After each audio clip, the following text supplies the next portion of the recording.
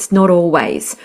So for a mum listening, I would leave you with the takeaway to investigate your own self with as much energy, if not more, than you would your children. We know that we have an opportunity as mums to do things differently, especially if an opportunity to be diagnosed and take medication. But I see a lot of women take the medication and then not move forward. They don't know how. So I would start to really look at when you felt okay, what that's looked like, and strip back what that is, and then change your to-do list, strip back your values, change what you do every day, and have a think about when you felt okay. That would probably be my biggest takeaway. Welcome to the ADHD Families Podcast. I'm your host, Sharon Collon, an award-winning credentialed ADHD coach and consultant and mama and wife to a very ADHD family. I am seriously obsessed with making life easier for people with ADHD and those that support them. My business, The Functional Family, provides life-changing support and strategies for ADHD.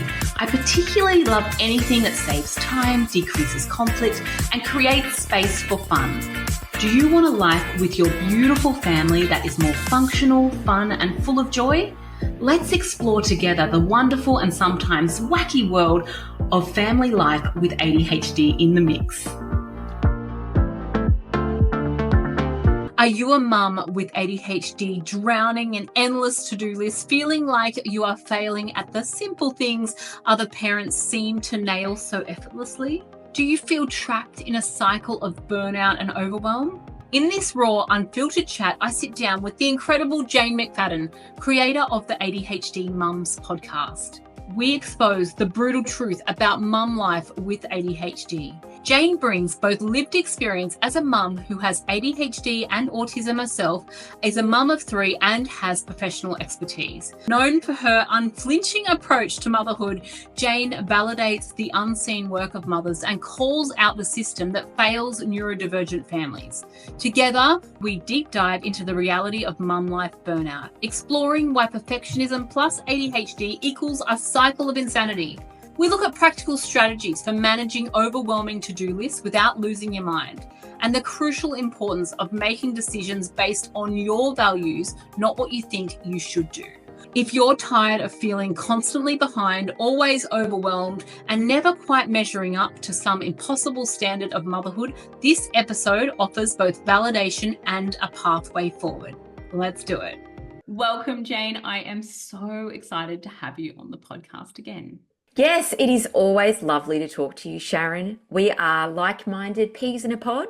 We do the exact opposite, but the same all at once. Oh, I always find our chats just so energizing, and can't wait to share your amazingness with our audience if they haven't listened to the previous podcast. I do recommend you go back and have a listen to that as well. But today we're chatting about mum life burnout. Now, this is such a big topic in our community, but before we get too far into it, I'd just love for you to tell our audience your story and how you experience mum life with ADHD. Oh, great question. Okay, so I was diagnosed at a number that I can never remember, but I would say it would be around 35. And it really happened for me when my eldest child hit prep, and I had 3 under 4 years of age because it was very impulsive. Let's just have kids. It seems really easy. My eldest daughter was developmentally delayed, which means that she walked late, didn't really jump into things like some ADHD kids do. She was more kind of sitting, looking at the wall, interested in her own thoughts. She was pretty low maintenance, to be honest, initially. So that gave me a really false sense of children and toddlers. And I was probably one of those mothers that thought, oh, it doesn't seem that hard having a 2-year-old and a baby, because my second baby actually slept really well. So I had quite a decent run early, which led me into a false sense of security, which is why I had 3 under 4, and thought that I had it all sorted. It all blew up, of course, when I got pregnant with my 3rd child, and then suddenly I had an explosion of developmental delays. My second child started crying. He started crying from 10 months old, and he cried for about 2.5 years, and he cried for about 6 to 7 hours a day straight. So it began to get tricky really quick, and I kind of just gritted through it until my daughter hit prep. And then I had this real sense of awareness for the first time that really there is something not quite right. So, for example, I found that I was the person that was always running in really early or really late. And I absolutely never had the t-shirt. I never knew the library bag. I never had the Seesaw login. I didn't have any understanding of what a reader was. There was all these folders. It seemed very simple. And I would open the prep homework book and be completely unable to read the instructions. And I was thinking, what is wrong with me? But yet all these other mums are walking in fairly well groomed, looking pretty good, and they seem to have everything sorted out. Whereas I was the woman that would be arriving so late. For example, one day I would walk in, put my head through the window, arriving 20 minutes late, see all of the kids dressed in princess or prince outfits or whatever it was, realize I had forgotten the princess day, run back to the shopping center with my daughter and my other two kids, get her a princess outfit because I had so much pressure on myself to be that mum that I wanted to be, to arrive back with her dressed in a princess outfit, to realize that at that point they'd only put on princess outfits for some kind of like thing for 10 minutes. I just happened to see it. Then she's in a princess outfit. I still haven't started work. I'm running 2 businesses, 3 Airbnbs. Then I realized I'd left the school uniform in the car. I have to get it rechanged again. It's like 10 o'clock. And I'm thinking, how did this get to this point, and why am I still and always feeling behind, overwhelmed? And it's these simple little tiny things that would get me. And instead of ever getting ahead, I was always behind. And went back to therapy, which I'd been in and out of for 20 years, for burnout, stress, anxiety, depression. And eventually a psychologist who specialized in women, who'd worked in an assessment clinic, said to me, I'm very confident you have ADHD, it kind of at the end of a session, which is probably it can be really tricky for a psychologist, I think, to throw that out there when you're already stressed, burnt out, overwhelmed. That can really throw someone into more of a spin, or it can really change their life. So you've really got to pick your moments as a psychologist, I think, to say that. But for me, it was life-changing. And I was really excited that there could be an answer. And I think when you get diagnosed with ADHD or think you have ADHD, it's also really exciting because you think this could be the answer and there's a medication. And what if this actually helps me? Because I had treatment-resistant depression, anxiety, and I was always in this cycle I couldn't get out of. I was really excited. So I went off and, of course, got medication as soon as possible because you can't wait. I've been waiting for, 35 years to try and figure out what was going on with me. And when I first took medication, I just felt like the world stopped and I felt like I could breathe. And I mean, look, it wasn't an instant. I'm sorry. I did try medications that didn't work. I did have results that weren't there. I did feel really let down for a good 6 months. So it wasn't an easy process, and I don't want to minimize that. But I do think it's important to keep trying. And I eventually found something that worked, and that was life-changing for me. And of course, typical ADHD style, I wanted to tell every single person in the world about it, which I did. And then I ended up recording some of what I was talking about because I had so many people wanting to come and meet me for coffee. I didn't have time because I'm so stressed out. And so I ended up making up these small audio clips, put them online, and then have still not told my family or anybody that I even run this podcast. If people find it, that's fine.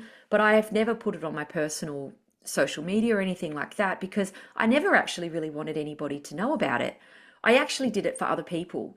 And what happened was a lot of people in the Facebook groups, the big ADHD ones, would then share the episodes on this woman because it was the first ADHD Mum podcast out there. What I would do was interview other women about their experience and share my experience. And we would have a rant, a cry, and people found themselves in it. It validated their experience. And that's how the whole podcast ADHD Mum started. Whereas I suppose me just feeling so excited thinking, oh my goodness, what if there's other people that don't know this?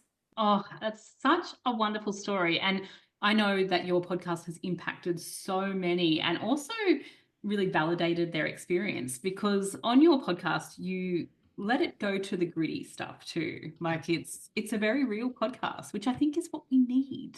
Well, you know what? It's funny you say that because I'm very confident that's why it was successful. And the reason I think I have been so outward and vulnerable is because I never expected people I know to listen to it. And that I think has really allowed me to share. Like there's a particular rejection sensitivity dysphoria episode where I cry. It's so raw. I always want to take down that episode, but the response I get from it is so, where people are so impacted by it that I leave it up there. So I actually think having it being non-professional, having it be something that I was never expecting anybody to listen to, has meant that I've shared hard and vulnerable, and then other guests have done the same. And I mean, particularly the I Hate Motherhood series that I did was really successful. The reason that that came about was because so many mums on the Instagram and Facebook, I think I posted something and said, I actually just cannot feel any joy. I cannot feel any joy. I haven't felt joy in a few weeks. How can we get joy back? And people wrote back. I mean, I had like 20% of people that said they'd accessed joy in the last month as mothers. But, of course we love our kids. It's not about that. And so then I had a few people message me and say, can I come in and talk about how I hate motherhood? I hate doing the washing. I love my kids, but I just want to talk about how hard it is. And so some of those series where you have women that really go about how hard it is, how it feels, and how, ADHD women are not really made for motherhood in terms of all of the things, all of the memory, all the things you've got to remember, all the things you've got to have done, all the little shitty, boring tasks that no one wants to do. We're not made for that, but yet we're driven to perfection. So it's like a cycle of insanity. You just touched on something there, which is what I want to ask you about. So let's talk about perfectionism. A lot of women that I work with ADHD really have this kind of all or nothing approach, which I know we've got to talk about. Let's talk about the challenges of perfectionism. If you can give us some practical strategies that you found to embrace those imperfections. That is a tricky one. I'm a real perfectionist, as I know as a lot of neurodivergent women are. And as I said, when we talk about the cycle of insanity, my personal definition is being an ADHD woman who's also a perfectionist. There is absolutely no way, I don't believe personally, that you can live like that and have a lot of joy unless you make changes and you really look at yourself. Because, for example, let's just go real practical, because I know that's agreed, you and I, that audiences really love the practical advice. So let's go really practical. I am a person with ADHD and perfectionism who will do, for example, I will open up a cupboard.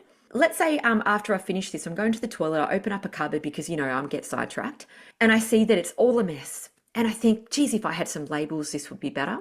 And I either skip lunch or skip any breaks or get completely sidetracked and reorganize that cupboard. Or my personal favorite, which drives me to insanity, is I put it on my list. I put things on my list very intensely because I know that I won't remember. And I'm a perfectionist and I can see that job needs to be done and I want to have it done. Okay, but that means my list is really long, because if I'm putting in all of my little tasks that I must get done on my list, I'm then living by my list. And I've lived by lists for 20 years, 25 years, probably even longer. And I can see my daughter living by lists already as well, and she's 9.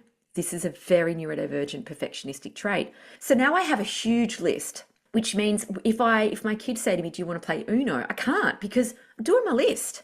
The problem with my list is that I think we get into this picture where we think that it might end. When I finish my list, I'm going to sit down and be present and I'm going to read my book. I've just got to finish my list. But if we're putting everything possible on the list and we're doing all of it all the time, it means that our self-care can get down the toilet. You don't even think about that. And then we're also on ADHD medication, some of it. So I get into this cycle where I take ADHD medication, which suppresses thirst, food. I've got an impossible list of things that I need to do. And then I berate myself at the end of the day if I don't get 20,000 things done. And also I think that school or parenting, the way that you were brought up, can impact that too, because there's a lot of this try your best. But for a very literal brain, I'm very literal. So if someone says to me, do my best, I'm thinking to myself, I've got to do 150%. I have to not eat, not drink, because I'm getting all of it done every single day forever. So then we're in this whole thing, whereas women and mums, I hear so many say, we can't sit down. We can't be with our kids because we've got the list. So I have done some really deep thinking, and this is about 3 years that I have really delved into how I can live with this, because it is not possible for me, and I hope it's possible for other people who are listening. It's best case scenario that you don't put things on your list. That is best case scenario. If you cannot put it on your list, take a breath, learn to center and not put it anywhere and let it go. I think power to you. That is the best case scenario. I've tried that. Personally, I'm not able to do that. However, I wrote a values and workbook planner that I released in January this year. And it is not about getting another app. It is not about getting another workbook. It is not about paying money for anything. This is an attitude change that I've worked on for a long time with perfectionism and to-do lists. It is about using whatever system you've currently got, which could be a notebook, it could be G Drive, it could be a task list. It doesn't actually matter what your system is. And look at hiding the tasks that do not need to be done. So I have, for example, tempting, but don't do it list. So, Sharon, how do you keep your cool when things are actually starting to kick off? Regulate yourself first, they said. It will be easy, they said. Yeah, but that's not in real life. When you've got kids screaming, you've got the dog eating food off the ground, and it is chaotic, and you're trying to stay calm at the same time, it feels like it's impossible. I'm Sharon Collon. I'm a credentialed ADHD coach and parenting consultant. I'm Jane McFadden, educational neuroscientist, and Sharon and I are mums, and we are professional chaos wranglers. We know that real life doesn't come with a pause button, and that is why we've created this workshop, which is called Regulate Yourself First, but not with 3 kids screaming. This is about giving real tools to real parents. In just 1 hour, we'll share practical strengths-based strategies you can use right away, even when you're running on coffee and hope. Coffee and hope is the staple to my diet. But on top of that, you are going to get real scripts, co-regulation hacks, and a community of other parents that actually get it. This is no judgment, no fluff. This is real tools that you can use in your family right now. Can't make it live? No worries. The replay's yours for 6 months. Watch in your pajamas at midnight or while hiding in the pantry, we won't judge. We definitely won't judge. And if you are ready to swap overwhelm for I've got this, then click on this link and save your spot, because I guarantee this is going to be fun and full of laughter. This is not a super serious, boring workshop. Sharon and I definitely do not run those.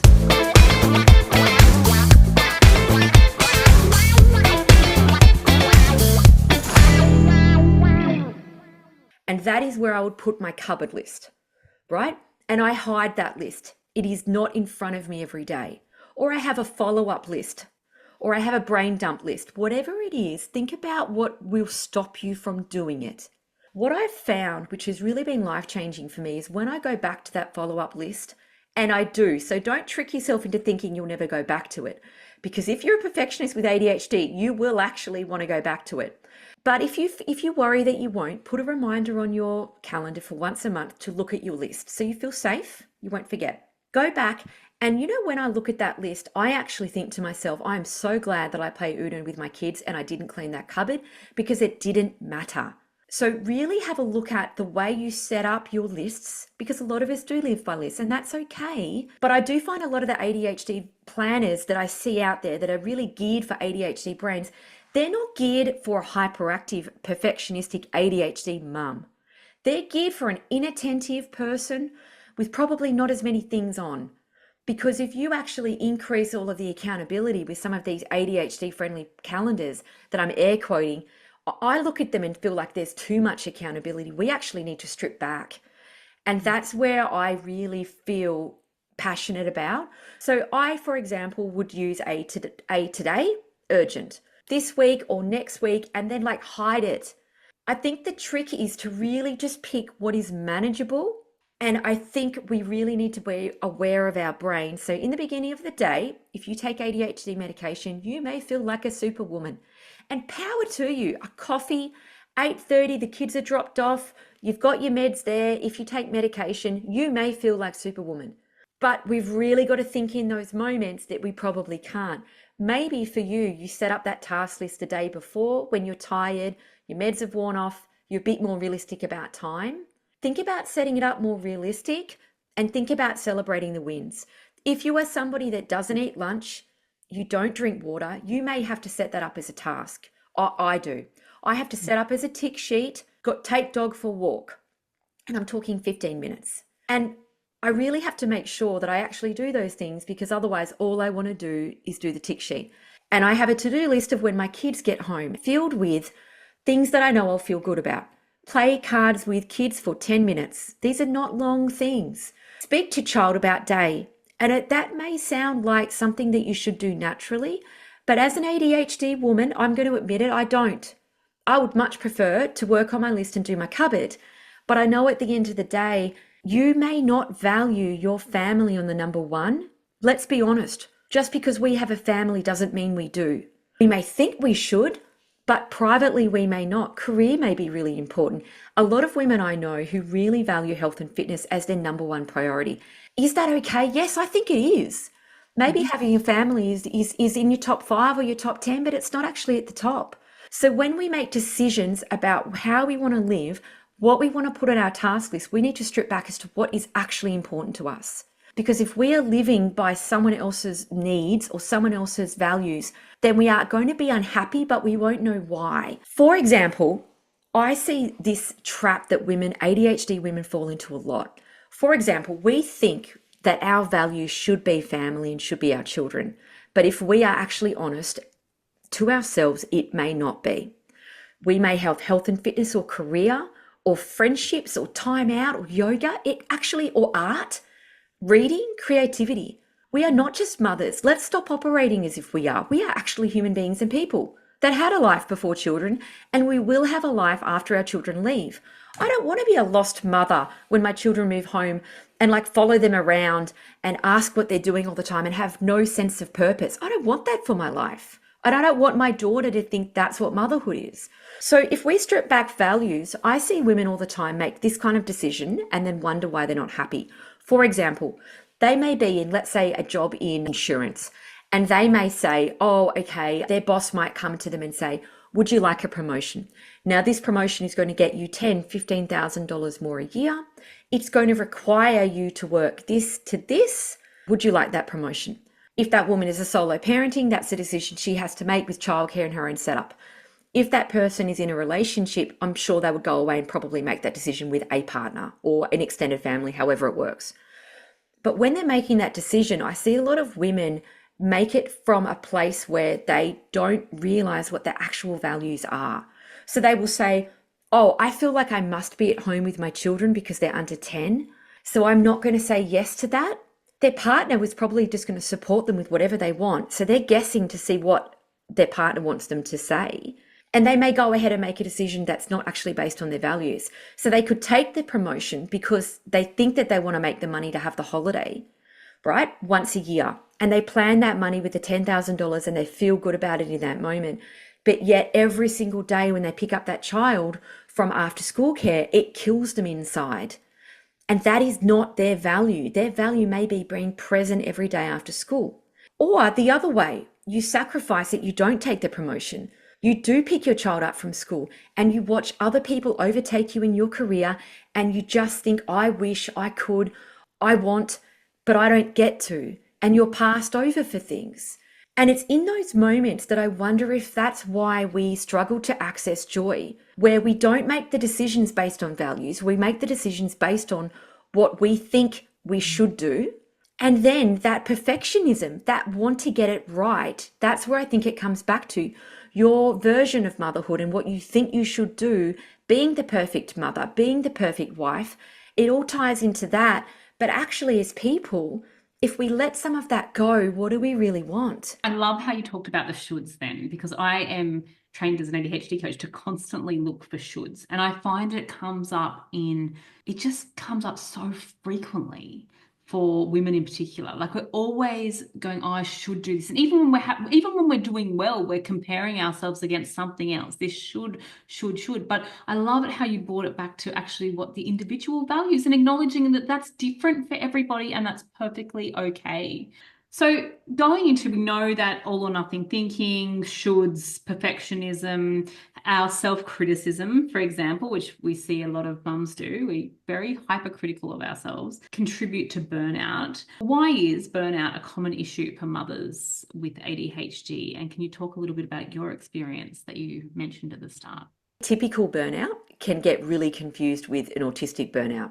And I think we really need to be clear about what that is. The reason we need to be clear, and people talk about labels and, labels being good, labels being bad. Well, I think labels are great because it actually gets us to see what it is that we're looking at. One of the reasons that getting diagnosed and being aware, even if you don't want to take medication, is really important is because it's really influenced by the therapy that you receive. I had a woman that I helped one-on-one. I was friends with her father and he asked me to help. What happened with her was they were unaware that she was neurodivergent. I spoke with his daughter who had very significant anorexia and some self-harm issues. And when I spoke with her, it was really clear to me that she was neurodivergent. I believe that she should go under an autism and an ADHD assessment. The reason that I suggested that was because I was very confident that she was in autistic burnout, and the therapy for that is very different. Putting her in an eating disorder clinic in a hospital setting can be very tricky for an autistic woman who's in burnout. And her experience with rigidity and being inflexible with eating, is it ARFID? Is it autism? Is it burnout? What is it? And I was talking to a father about if we can actually figure out which is which, we can actually use a better therapy, which will impact her eating disorder. So getting really clear about what type of burnout is really important. Yes, neurotypical people burn out too, but we know that neurodivergent people burn out harder, for longer, more often. I also question very, very, very heavily on children and burnout, and the fact that it doesn't seem from a parent's point of view that the child could possibly be burning out. Because from a parent's point of view, we have so much more on. We have adult responsibilities. How could this child that we do everything for, it feels like, possibly be burning out? So do we need to, as neurodivergent people, have burnout protections from the beginning? Yes. For me, as a mother with ADHD, I teach my children who are all under 10, who are all developmentally delayed. So I think you can do it at any age, about energy accounting, about what does it look like to protect our energy. I think we need to look at those protections on burnout early. We need to teach our children those now. And I talk really openly with my children about, this is what burnout looks like. I am so exhausted. I used all of my energy from tomorrow yesterday, and now I can't get up off the couch. And I think that is a really important thing with burnout, because we need to be aware as neurodivergent people, we are going to burn out more often and more consistently. And if we know that's going to happen, what can we do today to protect ourselves? And how can we teach our children to set up their environment where they're not in this circle of burnout? When I'm talking about burnout to some of my clients, I often view it, and I want to see if this resonates with you, like a wave, right? So the wave builds and then it crashes. And that's the burnout part. Everyone's riding a burnout wave. Neurotypical, neurodivergent, we're all riding a burnout wave. But for neurodivergent people, the waves are coming in quicker. The sets are closer together, right? And so what we're trying to do is we're trying to recognize the burnout wave and catch it on the incline. Like we're catching it as it's building. Most people, and I want to see if you resonate with this, don't clock it till the wave is breaking. Right? They're on the incline. It feels productive. It feels like they're doing things. And then it rolls and it's about to break and they clock it then. And often then it's too late to do anything. You are on the downhill, right? But if we're noticing it or we're aware of it, like just what you said, you're making your children aware of what they're going through and clocking it here and having some strategies as it's building on the incline, that can often just even slow down that progression of the sets that keep coming in. How do you feel about that analogy? I completely agree. The only thing that I would add, which you probably would add, but you've only given a very simple overview. I love that. I think one, that reminds me of a meltdown, doesn't it? The wave, and identifying it as it goes up. So one, I think that analogy is perfect for a meltdown as well. But two, the only thing I would probably add to it is when it's going up, and I completely agree with having a look at it, but I wonder if we can be detectives for ourselves and figure out for our kids, is it going up because we've added in this? Do we know that our kids can only do, one might be able to do 2 sports a week or 2 things. One might only be able to do 1. One child might not be able to do any extracurriculars. We might know that after school care can work for that amount of time, but after that, we've got to get a babysitter in to pick them up and bring them home if we're working. So I think we've got to have a look at what are the common elements to when that starts to come up for us as mums, us as a family. If we had a Christmas, for example, that went really well and you had a great time, I would actually document why that happened, what happened in it. And yes, stars, moons align and everyone changes it. It can be general mood, but it's always good to keep an eye on that wave and what were the common elements to it, and actually say it to your kids instead of just clocking it in going, that child can only really do one sport. Talk about it openly with them, because neurodivergent kids are really, really emotionally intelligent, a lot of them. And also, what a beautiful thing to, like, I mean, how much pain could we help people avoid if we all just started talking about what our capacity is, essentially? Like, maybe it looks different for each person, but we all kind of assume, or we're comparing ourselves against markers, that we don't know what their capacity is for different things. Like, you know, when you're talking about after school activities, everyone is so different with how much they have capacity for. So I love that so much. Oh, totally. I remember as a kid, my mum always said to me that my anthem, my favorite song, that she was like, oh my God, all she says is, it's not fair. And if you have a child that says it's not fair, they have a very sense of social justice, which might be an autistic trait. But I have a lot of it's not fair in my house. I've had to let that go and just be really open and straight with the kids. You're right, it's not fair. That child can do more than you can do because they can cope with it. They're older than you, they're younger than you. It might not be fair.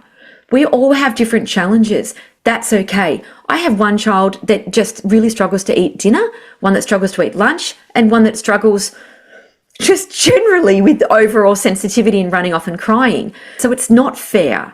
You're right. It's not fair. But that is because we have different things we're working on. And that's okay. You all get this, because actually I have one that can't cope with that. And I have one that can do more, that wants to do more. And we've had to have really open discussions around everybody's at different places. So this developmental thing where we have with ages and what they can do doesn't always match. But I am really open with my kids around how that is, because there's also kids in their class that are at different levels. It's nice to tell our kids that that's not how it's always going to be. It's not all or nothing, right? Like, it might not be like that right now, but we're all growing and changing. And, you know, how much of our kids changed and developed, and, you know, the things that they can't do right now doesn't mean that that's set. People are growing and developing, and they used to have a challenge. And again, talking openly, that child used to have an issue with that. Look how well they're doing now. But look, funny that life, we've got something else to work on now. Everybody has something to work on. You don't need to be diagnosed to have something to improve. If you were going to leave our listeners with some advice for burnout, so for the mums that are listening to this and they're thinking, oh my gosh, I am in the trenches of that burnout, from your experience and, you know, all your incredible knowledge base of ADHD and ASD, can you tell me what advice you would leave them with? I would leave them with one analogy. So you and I, Sharon, are old enough that we have driven probably manual cars. Mm-hmm. And there's a very big difference between driving a manual car and an automatic car. And I would say if you have ADHD and you're not taking medication, it may feel like with life that you are driving a manual car. You are going through the gears, you're having to take everything in, you've got to actually manually move, click, change, hill starts, it's tricky. A neurotypical person, I believe, can get through life like an automatic car. They're going to the same place, it's just inadvertently easier. And also they're less tired when they get there because they've been on automatic, they've got cruise control. It's really a lot easier. If you're an ADHD mum and you've decided to take medication, or you found a medication that works for you, you have an opportunity to get into an automatic car. However, when you're in that automatic car, you actually need to drive somewhere different. You cannot continue to drive to the same place and do the same things, but do them a little bit easier. You need to make changes. So with burnout and with perfectionism, your executive function hopefully will be at a place where you can make changes. The changes to make are where you really investigate yourself. So you may go exactly what you said, Sharon, when you're on the wave. You may realize that you may not be somebody that can take your children to lots of sports. You may not be somebody that can go out for dinner with friends and also have a play date on Sundays. You may need to have a look at what are the periods in your life that you felt good, and it may only be a couple of days.